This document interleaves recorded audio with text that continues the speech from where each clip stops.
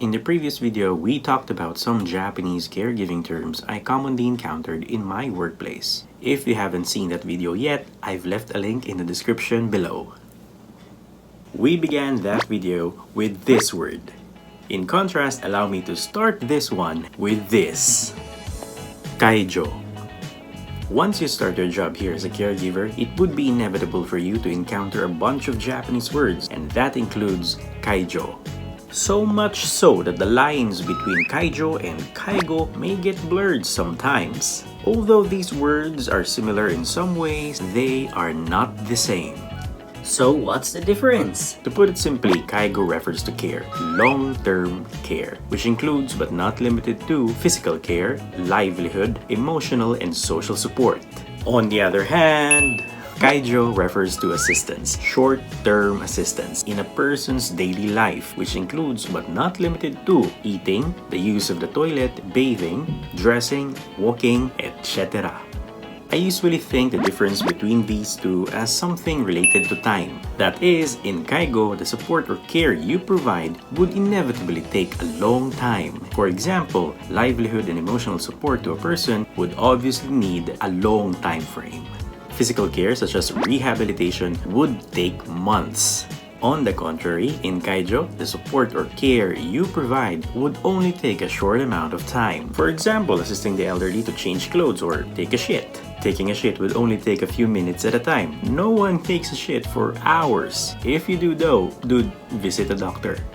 Kaijo is composed of these kanji characters, which means to concern oneself with and help or assist. That is, to concern oneself with assisting or helping someone.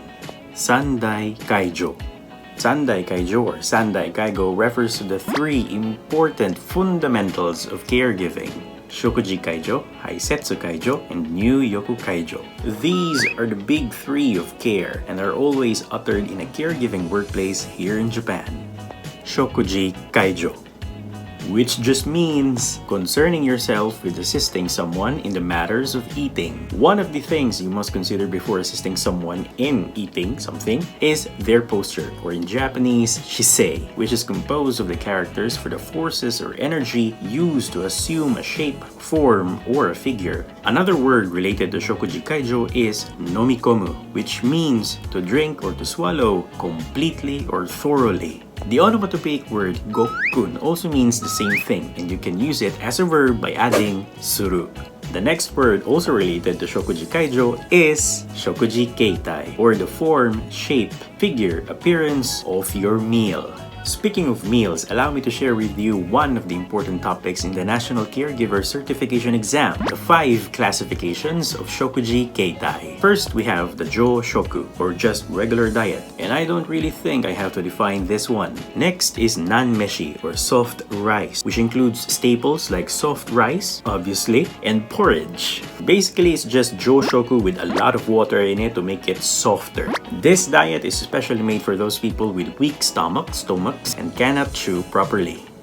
Third, we have the Kizami Shoku, which literally means minced, cut, or chopped diet. This diet is for those people who finds it difficult to chew Jo Shoku but doesn't want to eat the wet and sticky Nanmeshi.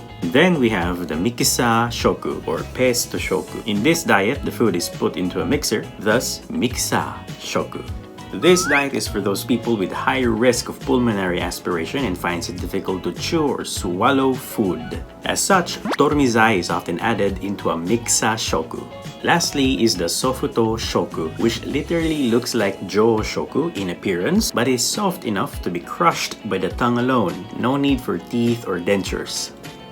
However, soft shoku is hard enough not to be categorized as nanmeshi. People with this diet are still able to chew and swallow properly, but for some reason or another lacks a set or doesn't have teeth. Japanese tip. Let me just insert these words here. Soshaku, which is just a Japanese technical term for chewing or mastication. That's mastication. Mastication. Clean your ears. And enge, or swallowing. Soshaku is composed of these kanji characters, which both means to bite, while enge is composed of the characters for to drink and below. I know what you're thinking. If this and this means to bite, what does this mean then? This dilemma might be based on the fact that if you're studying Japanese language right now, you might have been introduced to this character for to bite. To simply put it, these are quite old kanji characters and are often used almost always together. Furthermore, while these may mean to bite, this means to bite, to chew, and to gnaw, just to mention a few. So yeah, that's basically their difference as far as I know, that is. The same principle applies to the nomu part of enge. While this means to swallow, the most commonly used this means to swallow, to drink, to take medicine, and gulp. Kindly remember these words because they sometimes pop up here and there in the National Caregiver Certification Exam here in Japan. Haisetsu Kaijo. Haisetsu just means excretion, the process of eliminating or expelling waste matter. When you work here in Kaigo Shisetsu, the elderly or the residents in your nursing home are often divided into two categories based on their ability to move on their own. The ambulatory is often assisted towards the toilet, or in Japanese, toire yudo. This is because even if they can still walk on their own, perhaps due to dementia, they tend to forget where the toilet is. Or worse, they might mistake another person's room as a toilet and do their business there. For bedridden or paralyzed elderly, assisting them to the toilet is utterly impossible. Obviously. In this case, you, the caregiver, shall perform paddo kokan, which is just the change or replacement of pads or adult diapers. New Yoku Kaijo.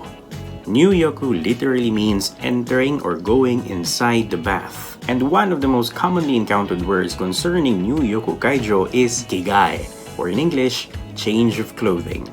Sometimes kigai is also a kaijo all on its own, often called koi kaijo, with ko meaning renew and i meaning garment or clothing. Another commonly encountered words concerning changing of clothes is koromogai, which basically means garment and exchange. This is often used to refer to the seasonal change of clothing. Yes, the residents or the elderly in your workplace will change their clothes according to the season. After all, no one wants to wear a jacket during humid, hot summer months. An important thing to watch out for when assisting an elderly in the bath is the presence or absence of naishuketsu, or internal bleeding, which is composed of these characters that literally means blood getting out inside, if that makes sense to you, or just bleeding inside. Now, when you talk about assisting the elderly, Japanese elderly, in the bath, it is of utmost importance to remember that these people, the natives, old people, old natives, often take a hot bath, regardless if it's summer or otherwise. Needless to say, old people are very prone to burns during their hot bath. Hot bath. Hot bath. To prevent that and to protect you, the caregiver, you must first check the temperature of the water by pouring it first in your anterior forearm. Here. Or in Japanese, Zen-wan-bu. The rationale behind it, as I was told during my times in the Japanese caregiving college, is that this region is far more sensitive to heat than here. Ijo Kaijo.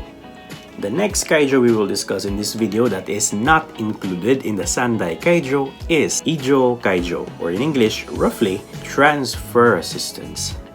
It refers to the assistance with transferring a physically challenged elderly or an individual from one place to another.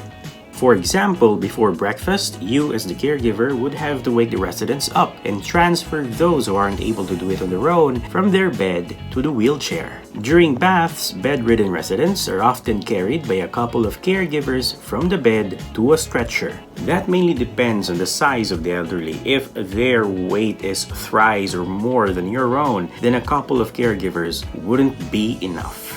If you're the only one who will be assisting an elderly in transferring from one place to another, for example from the bed to a wheelchair, then that is called Hitori Kaijo.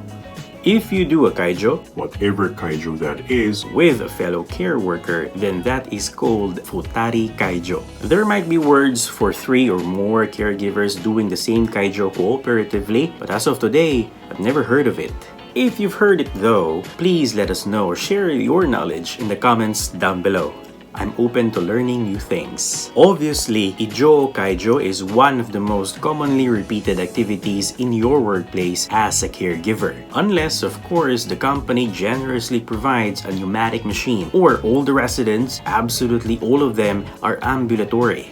So yeah, those are some of the words relating to Kaijo that I often encountered in my workplace. If you know some caregiving terms you usually or commonly encountered in your respective workplaces, please feel free to comment, share it in the comments down below. For all of you who are actively commenting on the videos in this channel, thank you so much. I appreciate you a lot. Also, I really want to sincerely apologize to all of you for not being able to answer all your questions on my videos. Regardless, I want you to know that I really do appreciate all your comments and support in each videos on this channel. I really do love reading all of your comments. Please continue commenting. Comment anything, good or bad, it doesn't really matter. Comment whatever you like. You know the drill. If you enjoyed this video, please leave a like, a comment, and of course, share this video with an interested friend to help them as well. If you haven't subscribed yet, please subscribe. It really means a lot to me. I really do hope you've learned something new in this video. Thank you so much for your time watching this. See you in the next one. Bye.